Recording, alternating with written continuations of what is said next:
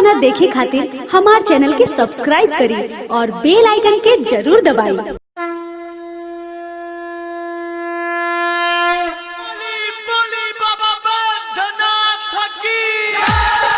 आप सुन रहे हैं एजी एंटरटेनमेंट की डीजे कंचन राज, हाजीपुर वैशाली।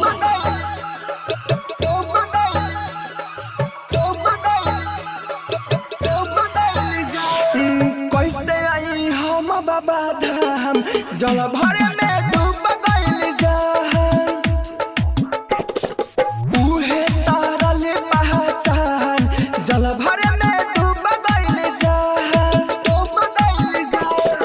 कैसे आई हम बाबा धाम, जल भरे में डूब गइल जान, कैसे आई हम बाबा धाम, जल भरे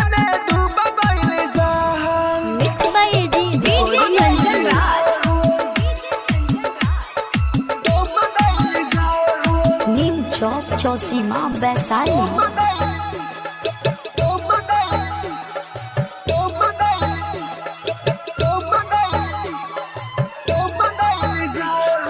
कौन भइल रहे बाबा हमारा से भूल, हमारा से भूल बाबा हमारा से भूल, पल भर में जान हमसे हो गइली दूर, हो गइली दूर बाबा हो गइली दूर।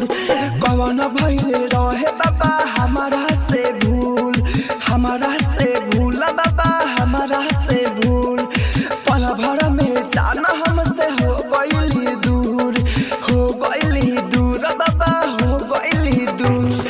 मारे तना लोगवा लगे आन, जल भरे में डूब गइली जान, कैसे आई हम बाबा धाम, जल भरे में डूब गइली जान, उहे तारल पहचान, जल भरे में डूब गइली जान, डूब गइली जान।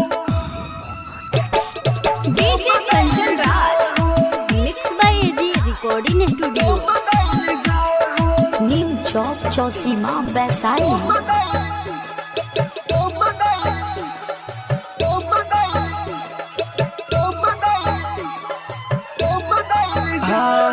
राइटर हो ढील पूछा तारे हाथ जोड़, बारे हाथ जोड़ बाबा बाबे हाथ जोड़, मोहन जनी तीसल ले अखिया में लोड, अखिया में लोड बाबा अखिया में लोड।